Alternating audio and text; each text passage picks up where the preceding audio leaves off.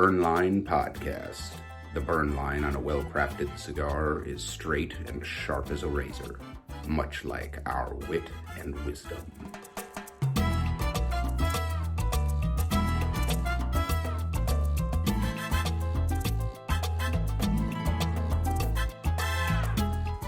And what is up, ladies and gentlemen, boys and girls, children of all ages, over the age of 21, you are listening to Burn Line Podcast, coming to you not live.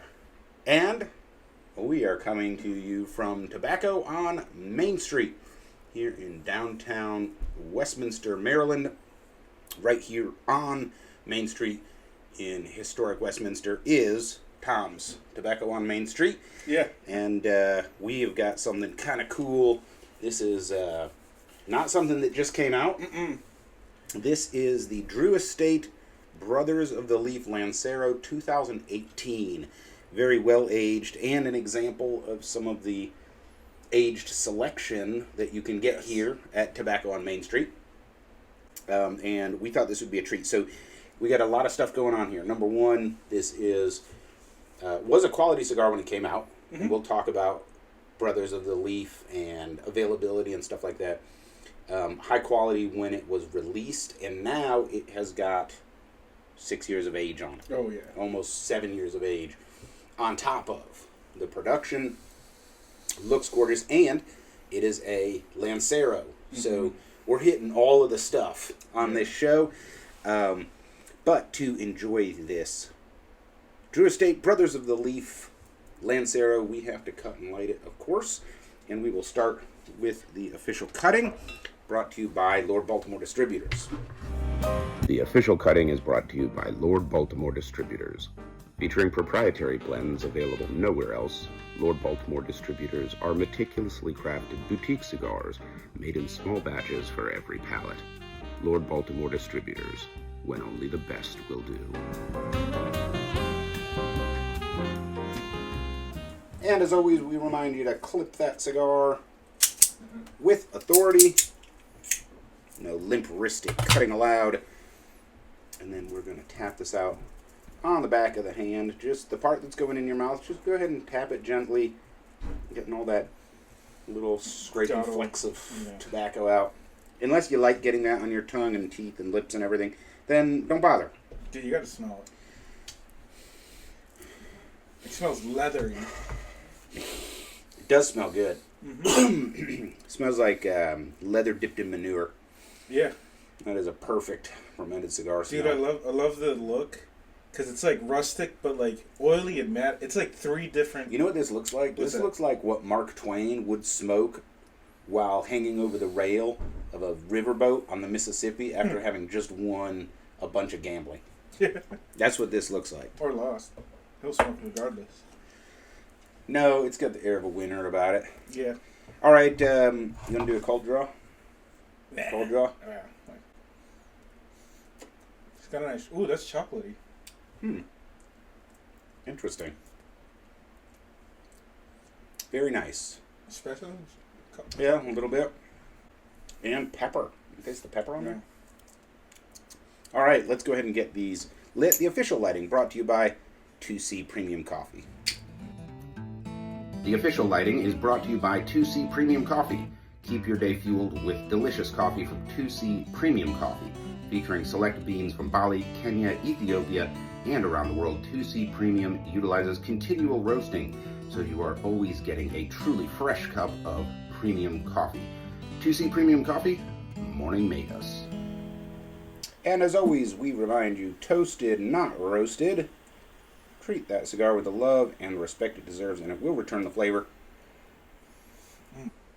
It's really good. A couple of long, slow draws to get that tobacco to smolder without... Yeah, it's going to be a little tough for charring me. it. I'm not a Lancero smoker. Mm-hmm. I think the last Lancero was the Go Fuck Yourself. Which wasn't a true Lancero, no, because it was a little bit bigger ring gauge, but whatever. All right, yes. I like Lanceros. I don't, I don't like them outside because they don't stay lit. You got to pay a little bit of attention to them, but They're very flavorful. I was gonna say this is perfect for you though. Mm-hmm.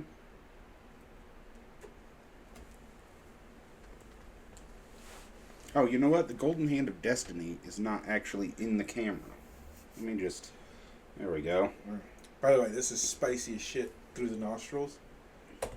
Yeah, so... I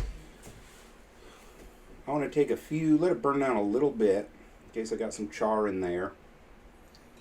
And then do some tasting notes. So off the bat, I'd give it a strength of 7. Mm-hmm. 7, 8, man. Holy fuck. This thing came out punching.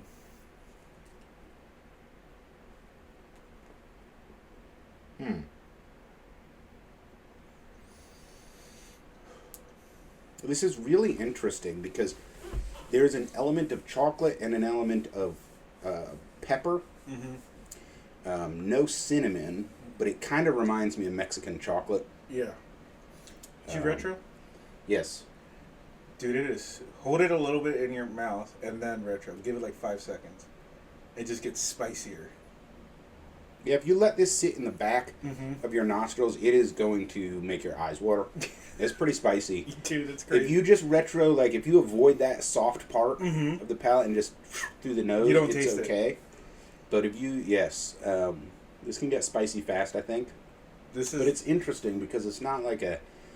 I'm having trouble sort of describing the spiciness. It's a little on the sweet side. It is definitely not... It's not cayenne. It's not that bitter pepper. But it's not really black pepper either. It reminds me of Szechuan chicken. It's this red pepper. You probably had it. It's sweet, but it's kind of spicy. Chile guajillo. It's that red, dry... Yes. Okay, yeah. Yeah. It does remind me of that. But, man, the chocolate is really pronounced on this. Like, in the top back of your palate, if you let cool air go through there, it has a really pronounced, You know what almost dark chocolate this flavor. reminds me of right now? I'm sitting downtown in the center of where my parents are from. My grandparents currently live. This is what it reminds me of. Like, I'm sitting in Mexico right now. It's weird. Yeah, I can see that. I mean, I can't really empathize with it because I've never even been there, but I know what you're saying. You know how a lot of flavors and aromas Bring connect memories. you with a place. Yeah, dude, it's like, that's where I'm at right now. This reminds me of, like, a real Mexican restaurant, not like some bullshit taco joint. I'll tell you what, though. This is like a rich, chewy flavor and smoke where this almost feels like a meal, which is, you know, you don't necessarily associate that with the Lancero. God, I can't imagine what this would be like in a bigger ring gauge. It'd knock my fucking brains out. Holy fuck. I'm getting some meat. Mm-hmm. You know what? Okay, this reminds me of my dad making that chile that I just said. I don't know if you've ever tasted this stone. It's a volcanic stone. Did you cook on? No, that you can... It's called the molcajete. Yeah? It's that bowl stone Yep. where you mix stuff in. Like, I'm getting that whole flavor profile. Oh, yeah. Like a mortar and pestle kind of. Mm-hmm. Yeah. It's so this strange. This kind of tastes like if you like a South American Chile-based flank steak over a grill, a wood fire grill, like old fashioned. Not propane. Dude, this is like the coolest smoke I think we've had in a while. It's absolutely delicious, and this is packed with flavors. I think we can keep unpacking this. Yeah. So we're at Tobacco on Main Street, your most recent lounge and tobacconist in Westminster, Maryland. And there's a selection of hard-to-get cigars here. Yeah. So there's the regular stock on the shelves, and, you know, we'll throw a video together and show folks. But there's also a aged selection cabinet with limited purchase limit per customer. And this is one of those offerings, the Brothers of the Leaf 2018 Lancero. And, you know, the extra age, I think, is really doing it a lot of favors. Dude, yeah. It's fucking great. I don't know if this is what it tastes like when it first came out, but if you let it age those 6 years, that's what the hell you're getting right now. Yes, this is really phenomenal, and it tastes like a full course meat based meal with dessert. I'm waiting for like a hint of bourbon or something to slip in there. You know, like where's the drink with the meal? You know what I'm scared of right now? That the nicotine is gonna sneak up on us and just punch us and knock us the hell out. Mm-hmm. Yeah, it has a deep, rich, but I mean, there's chocolate on the like after taste on every puff. So right off the bat, complex. Yeah, it is. I mean, we'll see if it changes, but there's a ton of flavors in here. Speaking of drinks slipping in, Mexican Coke. Yeah, I just finished mine, so I'm a little. Well, it's sitting over there, but no biggie. It definitely hits different. Mm-hmm. Also, the glass bottle. I fucking hate plastic. You know, I can smell and taste plastic. Oh yeah. Same thing with like the aluminum. Yeah, the aluminum's bad. The cola actually creates like a slight electrical charge in the metal when you're drinking it, which you can also taste. A sort of coppery metallic taste. All right, so again, Drew Estate, Brothers of the Leaf Lancero 2018, and so far, delicious smoke. Let's go ahead and do our socials and surprises. And I guess, first of all, shout out to Yakub Abdullah and also Jeff Mather for subscribing on YouTube. Thanks for joining us on Burnline Podcast. You know, what we do here is a consumer's show, and we really hope that we are adding value to the cigar industry. I'm Johnny Midas, cigar aficionado, and this is El Fumo, our resident certified retail tobacconist. Nobody cares.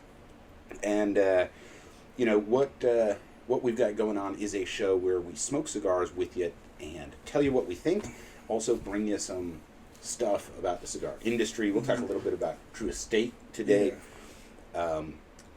If you think we bring value, please like, share, subscribe, comment, give us a nice 5-star review, all of that stuff. You are our marketing plan, and I'm not, being overly dramatic. The only way to beat the shadow ban algo on our delicious, awesome hobby is to interact. And I know a lot of you guys are shadow scrollers, and we're on Instagram, we're on Facebook, and of course, YouTube and Spotify is where you can find our videos, and audio pretty much anywhere else. Don't scroll past. So basically, you're shadow operators if you're watching us. Yes. Don't scroll past. Please give us a 5-star review and a comment. And then, of course, if you look at the description of this show, wherever you're watching or listening to it, there is a link to our link tree, including a little button that says Contact Us. And that is connected to burnlinepodcast@gmail.com. Please drop us a line. We love hearing from you guys. We really want to make this your show, and we can't do that unless you tell us what do you like, dislike, what do you want us to smoke, drink, etc., etc. And of course, we will be happy to give you a shout out if that's what you want. And we will read your email on the show if it's worth reading. If you don't want us to read it, then let us know. Preferably in the start of the email. Yeah. That's bad for editing. Yeah. So some of the value that we that we kind of add to is I have experience working on the retail side in the industry, so there's like little tidbits of information that as a consumer you may not find or not know right off the bat because nobody's feeding you that info. Normally you're just looking up individual cigar info, not the industry stuff. And as far as industry stuff goes, the majority of that content is this is where it's grown. This is you don't get to see this background side of it. Yes. Yeah. I've already done a couple. There's a couple episodes. There's one episode where I showed you the tobacconist box where they teach us all the blends, and that's not something available to the public. And we're like, hey, right. And that's what we do on Burnline. So there you go. Why don't we go ahead and take our first break? When we come back, we will do our tobacconist tip of the week.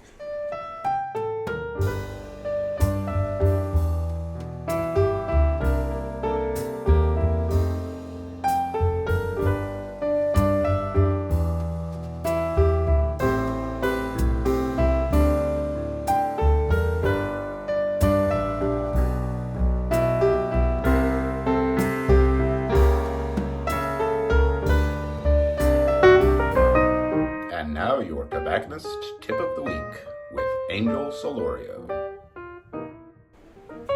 Alright, so tobacconist tip of the week. So, since we're talking about aging, one thing you could do is, if you like a certain stick, buy 2 of it, smoke one, and just sit the other one in the back, in the humidor. And let it age. Forget about it for a little while, and then when you go to the humidor, you're like, oh shit, I got this one. And then you'll get this kind of experience. There's a difference between smoking a cigar right off the bat and then smoking a cigar, maybe visiting it, a month or 2 later, maybe a whole last year. I have a pack of cigars yet that are probably aged 12 years right now, and I smoke one maybe once a year, and I'm almost out. I have like 6 left, so I have 6 years to smoke them. But that's something you can do, and there's a huge difference. So, and you can do yourself that favor, because you're like, I'm not gonna buy one stick and then let it age. I'm like, I'm too impulsive. I'll smoke it. So, 2 is a good way to do it, or 3. Yeah, and if you're thinking long term, you can slice this however you want, right? So I like that tip. Just buy 2 and put 1 away. Yeah. You can buy 3. Mm-hmm. One you're going to age a few months. One you're going to age years, right? I would say if you have a stick you really like, buy a box and save it. Yeah. Because it might be gone in 10 years. Mm-hmm. They might not make it anymore. Yeah. Last episode I mentioned like 8 cigars that are now gone. Oh, sure. And that doesn't even mention the pre-purchase Camachos, before Davidoff changed them. Mm-hmm. Obviously, you can't get those anymore. You have mergers and acquisitions. Mm-hmm. But you also just have, I'm waiting for Fuente to drop the 858. Mm-hmm. That's a loss leader. Apparently, they don't make money on that cigar, right? They just produce it out of love, I know that I got one of those 5-packs that you get hanging on the clip. Okay. Alec Bradley's. Yes. And I smoked one, the Presnado, and it was okay. It was all right. And so I put the rest in my humidor and forgot about them, because every time I looked at them, I was like, nah, I'm not in the mood. I'm not in the mood for an okay cigar. And it was about 5 months later, I picked out the Magic Toast, and I smoked it, and it was fucking amazing. Really? And it was so good, I was like, it's an Alec Bradley. It's a Magic Toast. Like, this isn't supposed to be good. Yeah. This good. So I just bought one off the shelf. This was the other place up north. And I smoked it, and it was totally different. Yeah. Not even the same. But it's an example of a cigar. There's a... I guess there's a process for bringing cigars to market, and you have to bring them out fairly regularly, right? And for this particular stick, there's this lead time, and just letting it age and off gas and stuff, that extra 5 months changed the cigar and made it much better, right? So I like that. Especially with we smoked a couple of limiteds that weren't good off the bat because of lead time. For example, not shitting on them, but the Fratello, I don't think it was ready when we smoked it. Yeah. The Fratello that we smoked, it just wasn't ready yet. Yeah, the Fratello Lunar. Yeah, I think that actually both of them. Both the Fratellos we smoked. Oh, what was the other one? I don't know. It also had a gimmicky packaging, but in both those cases, I could taste the ammonia and stuff burning off, and that's a good candidate. Fratellos are fairly inexpensive too. You could put some of those in your humidor for a while and forget about them. Yeah. All right, so I think some of you guys have probably heard of this, Brothers of the Leaf. This is a product from Drew Estate, and it is not generally available.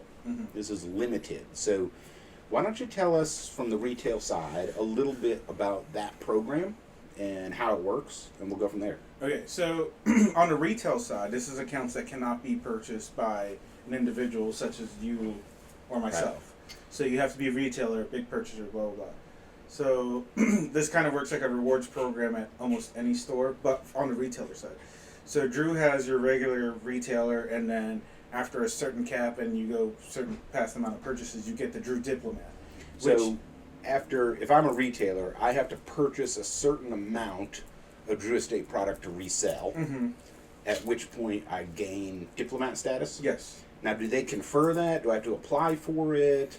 I'm not sure on that side, but I think they kind of approach you, and then you can ask for it. But it gives you more perks as a store. It gets, I believe, it makes it a little bit cheaper to buy some stuff. And some companies, they do like a percentage split. I think like 2 or 3%. I don't know what that is because I wasn't involved in that part. And then like the Barn Smoker, the Drew Estate Live, you get those Drew Estate Live kits. Mm-hmm. So, and I believe it's only available for the Drew Estate Diplomat at a store to sell, not regular customer. But you can obviously purchase it online for yourself. From Drew. Right. Yeah, we're friends with our retailers, but we're also we're frenemies. Yeah, and so one of the things that a diplomat status retailer gets access to is Brothers of the Leaf. Yeah. Is Drew still producing Brothers of the Leaf product? I'm not sure, honestly. I haven't seen any I in a haven't, while. I think 2022 was the last time I saw one. And like I said, they need to have diplomat status to sell it. Mm-hmm. And of course, that whole program allows them to use and access tobaccos they might not otherwise because it's just they don't have enough for like a production run. Yeah. For example, like the Arturo Fuente, like what was that cigar we smoked that's only available at the casino? They only sent it to The Casa Fuente. Yeah, the yes. Casa Fuente. They only sent it to the retailers of a certain. I don't know their status levels. Mm-hmm. I never got to deal with them on that. Padron has the same thing. DBO had it exclusively with one place, but you know what happened there. Had. And you know all the other. I'm sure the other manufacturers do the same thing. But things might have changed because of, like we said, in the past 3 years, how many acquisitions and mergers and shit happened. Right. So I don't know if those statuses have changed. So, but for certain, Drew Diplomat is still a thing. So we talk often on this show about collecting because I think I collect more than you do, but you collect some as well. Yeah. And that's fairly normal for cigar smokers. Yeah. Right? I know that online and among some contacts I have, like collecting Brothers of the Leaf stuff is a huge deal. Right? And it's weird because I think Drew Estate has one of the best marketing machines in cigars. Yeah. I don't know how they do it. Yeah. And I think it's incommensurate with the quality of the product they're producing. Right. Which I'm not shitting on anybody or calling anybody out. I'm just saying, like, I don't know, M81, right? Metallica. I mean, you got fucking Metallica. You got a bourbon that goes along with it, finished in blackcurrant sherry casks or some, something fancy. And they just fucking sold that stick. And then we smoked it and we're like, like triple Maduro is not a great idea. It's actually not a great cigar. Right. It was a lot better with whiskey, Yeah. But by itself, it's kind of one note, heavy cardboard. Yeah. And I think that's another one of the cigars where you can't smoke right out of the box. I think that was another issue as well. I would agree with that. It tasted like it wasn't old enough yet. It just wasn't ready. Yeah. But where I was going with that is Drew Estate has a lot of fans, and of course they produce the #1 selling cigar in America, which is the Acid. And they have a ton of swag and a ton of marketing. And there's a lot of people that collect Drew stuff. Yeah, dude, it's so cool. They make the Pappy Van Winkles, which, by the way, if you're wondering where that charred taste comes from on the tip of the wrapper, that is Kentucky Fire Cured tobacco. So it tastes that way. But Brothers of the Leaf, they had like signs, ashtrays, some stuff like that wasn't available for the general public, and those things get stolen. Yeah. I mean, people swipe that shit, Yeah. right out of the lounge. Not condoning the behavior. So the other equivalent to the same marketing level that they have, but in marketing only, we talk about them a lot, we shit on them a lot, is Gurkha. That's another collectible, but honestly, that's the only thing good about Gurkha, is their swag. Well, they used to have a ton of stuff, and they had programs, but I don't know do they still do the military programs and stuff? I have no idea. It's odd, though, because the other week we talked about the 10 most expensive cigar purchases in history.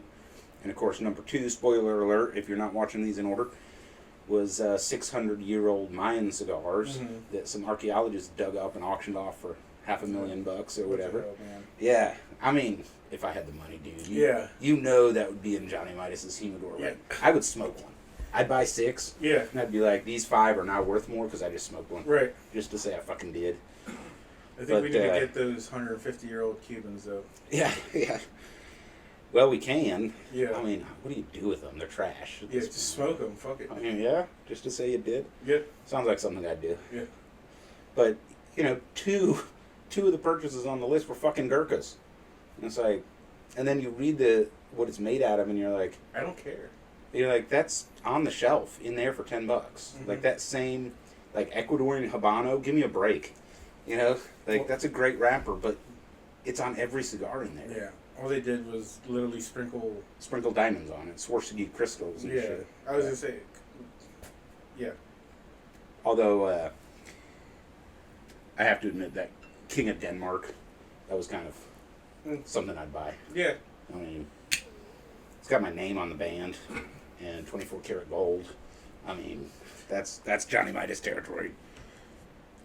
So, Drew Estate has a fairly integrated and awesome marketing program for both the retailer, which is the diplomat status and stuff you're talking about, and access to more stuff, and also for the consumer. Yeah.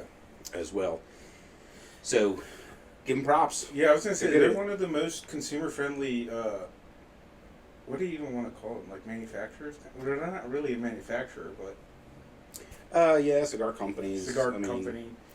We go back and forth on this show all the time because it's kind of like any other industry. Like, does Chevrolet make cars? Yeah. Well, they assemble cars. Right, that's true. They're not. They're not makers anymore. And if they assemble a Silverado in Mexico, is it the same thing? Right. So it's similar. Like, you can have a company with a headquarters in the U.S., but the factory is in another country, and all of the leaves are sourced from other countries. So it's just modern supply chain type of stuff. Yeah. But I think a lot of consumers think all cigar companies are like, Padron, where it's like really vertically integrated, or Perdomo, 100% for they make the boxes and everything. Or Fuente. It's just not true. They grow a lot of their stuff, but not all of it. Can't grow a Cameroon wrapper in the Dominican Republic. Yeah. You can grow it in Ecuador, though. So what happens if you take seed from Sumatra and you plant it in Cameroon, and then you take seeds from there and plant it in Ecuador? Yeah. Oh, you're asking me? What happens?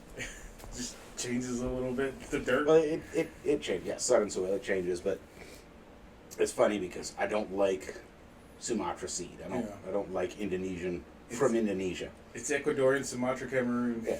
But you take that tobacco and, like, the Dutch planted it everywhere. Yeah. And some of your best tobaccos actually originated in Indonesia. Yeah. Bloody Dutch. The bloody Dutch. Inside joke, guys. So we are smoking the Drew Estate Brothers of the Leaf Lancero from 2018, part of the aged selection you can get here at Tobacco on Main Street. And I think it's time for some more tasting notes. Yeah. So one of the things that we mentioned right off the bat was the chocolate and the meat, and of course the spice. Yeah. So where are we at now? All right. Dude, the chocolate's like the heaviest thing. There's still a ton of chocolate. Yeah. On it. It's still And a little bit of after spice. it doesn't matter if you do a regular puff or a retro. The chocolate's heavy. Afterwards, there's chocolate and pepper. Get a little bit of maybe cedar. Mm-hmm. That's a little different in there. Yeah, there's a cedar wood component that has come in, and then all right. So I'm gonna take you through a journey. All right. Okay. Take a loaf of Italian bread. Cut it in half. Okay. Take that half a loaf. Cut it in half lengthwise, so it's open face. Just take that half, put it under the broiler so it's toasted. It's Okay. toasted white Italian bread. And then what you're going to do is you're going to take ground beef and you're going to mash it together, right, with your fingers, not all crumbly out of the packet, but really finely process the meat like that. And you're going to mix red chilies in there. And then you spread that over the Italian bread and put it in your oven under the broiler. And then right when it's just about ready, you sprinkle mozzarella cheese on it. So it's a little sweet, little cheesy flavor, but it's not, umami like Swiss cheese or something, right? Let it cool down so you don't burn the roof of your mouth. Then you take a bite of that and then a drink of chocolate milk. That's what it tastes like right now. That's weird. Yeah. Yeah. Oh, smell the second hand, by the way. No, like after you puff it out. Smelling yours. Alright.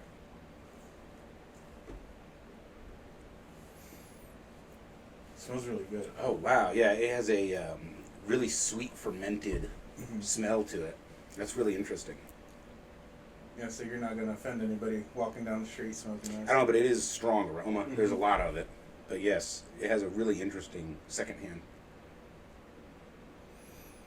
Dude, this is a badass stick.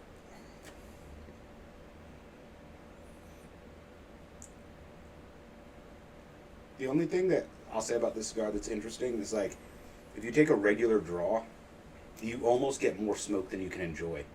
You almost have to sip it. Does that make sense? Yeah, I know what you mean. Yeah. Like, if this was a Toro and you just took your regular mouthful of smoke, this would wreck you. Dude, this is a lot of smoke. This is a smoky cigar. By the way, I'm getting a little bit of a, not barnyard, but ranch. There's a difference, by the way, if you're a farmer. I'm getting a little ranchy smell off of it. There is, yeah. Yep, I can see that too. Delightfully complex. And like I said, I mean, there's a reason that I described it that way. This is almost like eating a meal. Like, it's so full and rich. But there's dessert with every bite too. Yeah. Are you starting to feel the nicotine a little bit? Maybe. I'm a little I have further down, but... Yeah, I have a, fairly high tolerance, but it is a strong cigar. So I think at this point, and I'm in the second third, I would go with a solid 8 for strength. It is fairly strong. And then for flavor, we talk about simple, mid, and complex. It's complex. So if you're looking for that stick that is hard to find, you're really going to enjoy it, and you're a sophisticated cigar smoker, probably this is not great for a beginner. Man, you got to hunt this down. Yeah. By the way, I know where you can find one. Yeah. I know a guy. Right here at Tobacco on Main Street, which is on Main Street In case you didn't know. in historic Westminster, Maryland. And, we're looking over here and we got these big windows with a view to the park and the historic brick homes. Really gorgeous. So head on down and check out the lounge. We'll do a video of the cigar selection later. Little tour, yeah. Yeah, a little tour of it. Appreciate Tom having us to record today. So, Drew Estate is really interesting because pretty big fan base, lots of swag, and they have a lot of approachable cigars. So for folks that are getting into cigars, they have everything, and so Fat Bottom Betty, what is it, Sweet Jane. So they really have the corner on the infused market. Of course, Yeah, the they really acids. do. Yeah. The only thing with Drew Estate though is if you want like sophisticated cigars, now you're jumping into the Liga Privada line, right? So Liga is another, famous. Like, they got fans all over. They're looking for that feral pig or whatever. Yeah. They can be hard to find. Personally, not a huge fan of Liga. Yeah. They have some stuff. A lot of them are a little too strong for me. I really like that light floral aromatic. I want a lot of flavor, not a lot of punch in the back of the head. Yeah. But that is their brand line for hard to get, not cheap, strong, kind of sophisticated smoker. Yeah. stuff. Now, I'll give a caveat. The Papas Fritas are a pretty good deal. So if you want a strong stick that's like It is pretty strong. Yeah, And $5, it's like $6. this big. It's just big enough. Yeah. You know what it reminds me of? The Blackwork Studios, what is it, the Bumblebee? Oh, yeah. The bee. Like, it'll sting you. Mhm. Like, it's just the right size. If it was bigger than that, it's about this big. Yeah. You know? But the Papas Fritas, the way they keep the cost down is it's a Cuban sandwich. Mhm. And so all of the leavings from making the rest of the ligas, they turn into Papas Fritas. So waste not, want not. Everybody benefits. Again, just a cool structural thing from Drew where they're saving money. They're not throwing stuff away. Mhm. You're saving money. You're getting a liga for $5, $6 now. Mhm. And it's a pretty good smoke. So just an example of, you know, if you've got your head in your business, you can make money, man. Mm-hmm. Absolutely. Yeah, and it's one of those companies as a retailer to partner with and be on their good side, by the way. Yeah. Yeah, they have a fairly decent reputation. Yeah. You know, we get into a lot of back stuff in this show. One thing that we definitely try to avoid is airing dirty laundry, shitting on people. Like, every cigar is a passion project for somebody. Mm-hmm. And we'll smoke some pretty crappy ones, and we'll just say, hey, this was our experience. Yeah. You know, hope yours was different, because we serve the consumer, right, not the producer. But we know there's some companies that don't have great reputations for working with folks. And No. as we've seen the M&A, you know, thing expand over the last 10 years, it's gotten worse, Mhm. right? So it kind of doesn't matter at this point what your relationship was with Alec Bradley, because it's not Alec Bradley anymore. Yeah. Right? Yep, this definitely makes me want to gamble on a riverboat. Yeah. Yeah. Yeah. I need a hat. Kind of like yours. You need a hat. Yeah. I need a riverboat gambler hat. You need like that hat right there. I need that hat. Yeah. Yes, I need a gambler crown fedora. I don't know what that's called. Is that a fedora? That's a fedora, yeah.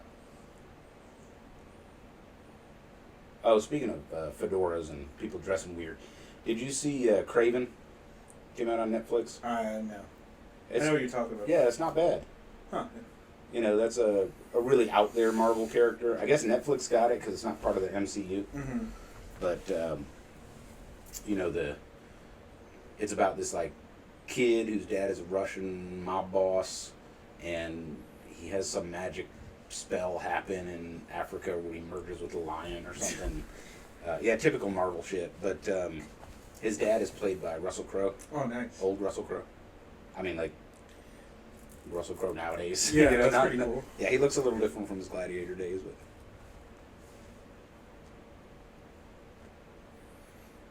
No, I'm consuming a lot of westerns right now. Not on purpose. It's just that's what it is right now. It's kind of a meme in culture. You know, it's coming back a little bit. Yeah. You know. Thanks to Taylor Sheridan and I was gonna say westerns were huge when you were growing up, yeah, they were pretty big. and then it kind of went away, and then Tombstone kind of spiked Tombstone it, had a little and then splash. it went away, and now it's back. Yeah. Well, it's just the archetype of, you know, families. Because the modern westerns, they're not just men. Mhm. You know, they're all families, but you know, it's the archetype of a family that looks out for itself and its own and stands on its own 2 feet. And you know, the thing with wilderness living is, you know, when you're out there in the wilderness, you realize how fucking unforgiving our planet actually is. Yeah. You know, that whole nature is red in tooth and claw thing is fucking real. You know, like that bear doesn't care. It'll eat you for fun. But they're cute. Yeah, they're fucking cute when they're eating you ass first. They don't even kill you first. They No, just they'll start eat eating you. Yeah. Or, you know, basic shit like, you have died of dysentery. You know, Yeah. Oregon Trail shit. You mean I gotta boil my fucking water? Yeah, it takes work to survive. Yeah, like shit that we just kind of brush off today. Take that for would kill granted. you Yeah. 100 years, not even 100 years ago, just 80 years ago, 90 years ago. Dude, I had these co-workers from Sudan, and they had braved all odds to come here. You know, it's like the Francis Ngannou story. Mhm. You know, just full Yeah, of shit. it's You know? crazy. And it's like, they were so placid. It almost rubbed you the wrong way because nothing bothered them. Yeah. And they were hard workers and, you know, great people, and You know, it was like they had been through so much. Like they used to have to walk 3 miles one way to get water that was potable. Yeah. Nice. True back. It's like we just turn on the tap. Yeah. Like I put in a reverse osmosis system because I have an old house. Mm-hmm. It's like that's how fucking spoiled. Like I bought it off of Amazon, installed it myself. You know. Yeah. And it's like that's how spoiled we are. And it's like no, we used to have to spend hours a day just so we didn't die of thirst. Still have to boil the water. It puts a different level of grit in, you know. Yeah. Like you have to solve problems or you die. That's the stakes, you know. All right, I think it's time to take a break. When we come back, we will do our cigar news of the week. Yep. And then rank this. Drew Estate, Brothers of the Leaf, 2018 Lancero. Don't go away.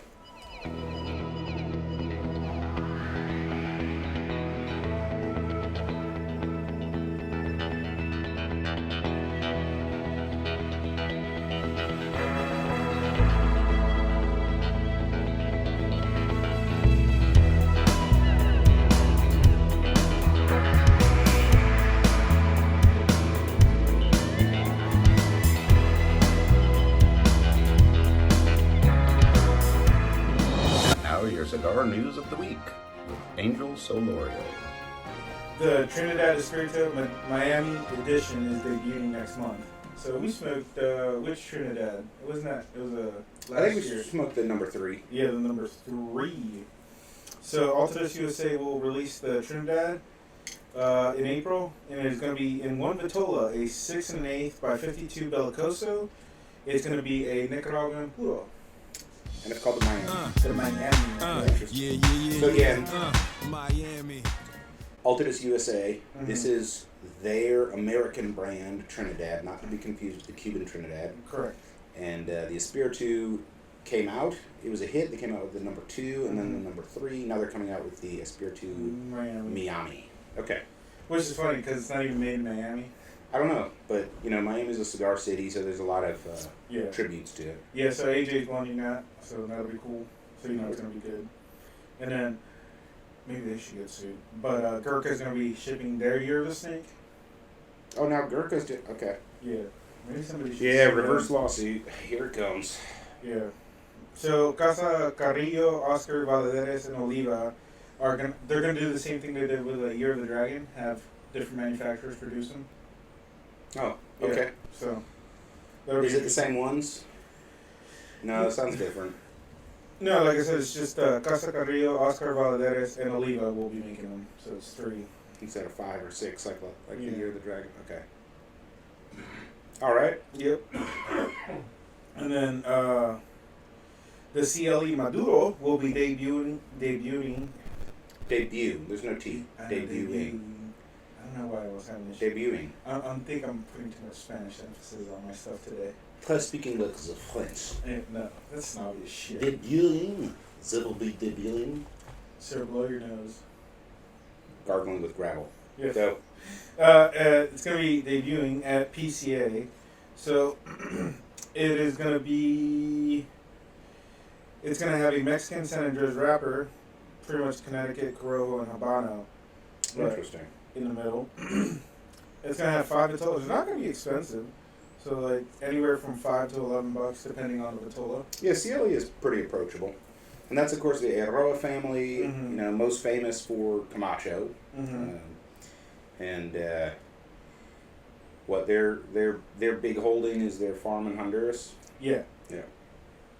And then so another debut, because PCA is coming up in April, by the way, in New Orleans, Mm-hmm. your backyard, Mhm. old backyard. How do you say it? Nolans. Nolans. Yeah. Because it's either New Nolans. Orleans It's just Nolans. or New Orleans. New Orleans. I think I've always said it as New Orleans. So anyway, Rocky Patel 30th anniversary is going to be debuting at PCA as well. So I guess this is the 30th anniversary of the Rocky Patel brand. Mm-hmm. Let's see. When did he switch to Rocky? Was that 98? I'm not sure. 2025? 1995? Something's off. Well, I guess if he starts with Indian Tobacco. Yeah. I can't remember when he started. Yeah, it was in the late 90s. Yeah, it's been a while. Mm-hmm. So it's gonna be What? a new I have release. some Indian tobaccos from 1998, so he'd switch to Rocky after that. At least. All right. All right. Verified in the house. All right. So if that didn't get picked up on the mic, Tom says he's got some 1998 Indian tobaccos. So Rocky switched after that at some point. Yeah. So yeah, the 30th anniversary must be from going all the way back to Indian tobacco because that was less than 30 years ago. Yeah. So Okay. May Because the 30 60th was for his 60th birthday. Yeah. So the 30th has to be for. Hopefully, maybe it's something like we're not even guessing. Yeah. Like it's the 30th anniversary of I don't know, his nephew, who knows, cousin. Yeah. So actually, yeah, in 1995, he's from when he started, 1995. Yes, that's 30 years ago. I'm glad you could figure that math out. So it's gonna be over a Mexican San Andres wrapper, over 2 binders from Nicaragua, and fillers from Honduras and Nicaragua. So unspecified, those specific tobaccos, but San Andres wrapper. Yeah, there's been more and more. It seems to be more and more double binders recently. I'm not sure. I guess it's just for flavor. I don't know if they're doing that. That seems to be I don't know if it's a gimmick or not, but it's more popular recently. All right, and then Dunbarton Tobacco and Trust adding Mi Querida Gorilla Gordo at PCA. So I like the Micarita, but never had it, the unfortunately. gorilla is going to be I guess a giant fucking stick. Remember, he said he was going big. Yeah. So 6x60. Right up your alley. Yes, sir. So that'll be fun. I'll get a regular Micarita and we'll just smoke them side by side. All right, we can do that. Is the blend the same? I guess it's just It's just bigger. Yeah, because he said he wanted to go bigger, so I guess this is his intro. Yeah. But it's like, It sounds like something Saka would do. Like, fine, I'll make a fucking gorilla. all right, and then last but not least, La Galera adding Rough Rider Candela Senoritas. Ooh, okay. So they're going to be obviously Candelas. Yeah, well, we'll see. I mean, there is that weird group of cigar smokers out there that are all about the Candela, so. So it's going to be a Dominican Candela over a Mexican binder and Cameron and Dominican Criollo 98. So and Piloto Cubano filler. So there's that whole mouthful. Is it really that? You take the seed, blah blah blah. Yeah. Yeah. The usual. Spicy salad. Yeah. And like Candelas are already rough as it is to smoke. For me personally, You gotta be careful with the harsh on them, too. yeah. Like if you smoke them too fast, they get. Like the green line was great. That's probably one of the best Candelas I've ever smoked. Yeah. I like the Fuente Candela. Do you? Yeah, I just It was smoked one okay. last week. It was too bitter. Maybe because I smoked out of. Did you age yours? No, well, yeah, I mean, yes. It was Yes. aged. All right. So Well, that's our news. thank you for the news of the week. I think it is time to go ahead and rank this cigar, and I'm out. we are here at Tobacco on Main Street smoking the Drew Estate Brothers of the Leaf 2018 Lancero, and this is one of several well-aged selections that you can get from the special cabinet here at Tobacco on Main Street. And I guess starting with presentation, this is a very hard to rank presentation because it is Brothers of the Leaf. Mm-hmm. In other words, it has its own branding, it's special, unique, blah blah blah. What I like is the brown and the colors. They match the rustic approach. I'd give them a solid 7 on presentation. It's kind of straight to the point though. It's straight to the point. I like that. I think if they had tried to put something flowery and fancy on this, it would have really clashed. So I'll give them a solid 7. And then moving on to construction, so we haven't had any issues. No issues with draw, no issues with relights and weird burning, which is great. I mean, so Lancero, you can't really have any issues with them. Band comes off perfectly. What's that Lancero you smoked? Mine was fucked. Yeah, we've had them in the past. Well, Lanceros are hard to get to burn right. Anyway, the short version is I can't think of anything to take points off for. I want to give it a 10. I think we got to give it a 10. Oh, and by the way, fucking fruit packer. Like, come on. Yeah. They know how to put their band on. All right, price. So price is hard to gauge because you got to find them where you can find them. Right. I think the factor we have to take into account with this is just availability, Yeah. right, and desire. So the question would be, the way that I would rank price on this one is, did they sell out? Yeah. If they did, they probably priced it too low. If they couldn't sell any of them, they probably priced it too high. And, man, they sold all of them. Mm-hmm. And so I have to think the price is reasonably competitive. Yeah. So I've kind of got a 7 there, and I'm just shooting from 7, the hip. yeah. Because, you can't walk in and find this. And this was part of the collection. Yeah, yeah. So I think a 7 is fair. Right? It's in between average and great. And that brings us to flavor. So we've talked a lot about flavor. You're in your final third. I'm not quite there yet. I'll say if you like spicy, you're going to love this cigar. If you like grilled meat, you're going to love this cigar. If you like chocolate, you're going to like this cigar.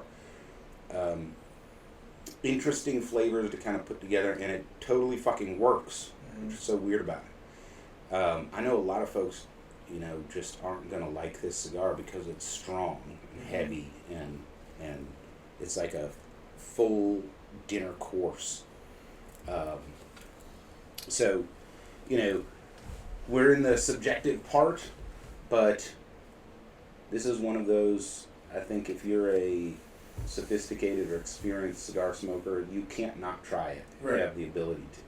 So what do you have for flavor? For me, like I said, it was just attached to a lot. For me, it was a 10. So it was quite the experience, and just the memory it brought. I was like, yeah, this is a 10. I had an 8, so why don't we split the difference and do a 9 on that one? And of course, caveat emptor. We are smoking carefully, intentionally aged 7-year-old cigars. I'm sure brand new they were different, but there are no brand new ones anymore. So that brings us to experience, and I can say you're probably not actually smoking this on the gunnel of a riverboat because it'll go out. It's Lancero,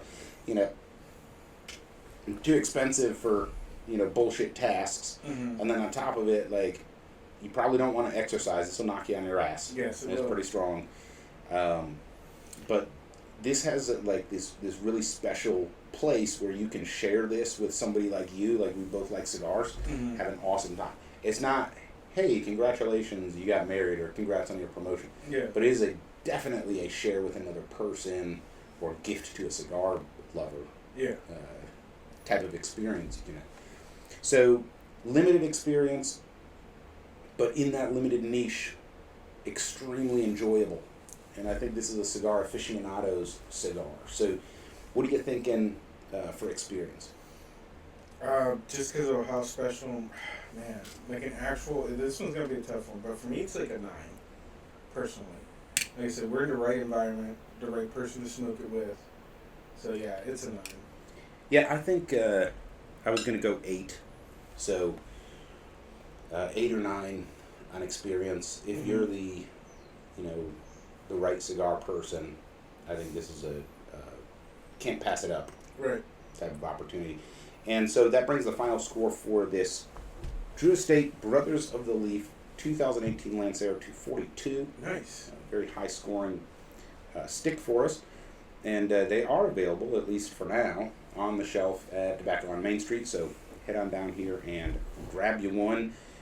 Worth a road trip if you're looking for something special. And while you're at it, you might just rummage around that rare age selection in the humidor and see what else you can come up with. What have we got coming up on the show?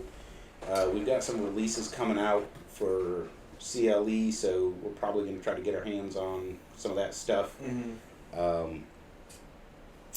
as we roll into the summer, we're probably going to start to see if tariffs or whatever happen and how they affect what we're doing. So we'll keep our ear to the ground for you guys. And as always, thank you for joining us on Burnline Podcast. Keep it smoking, my friends.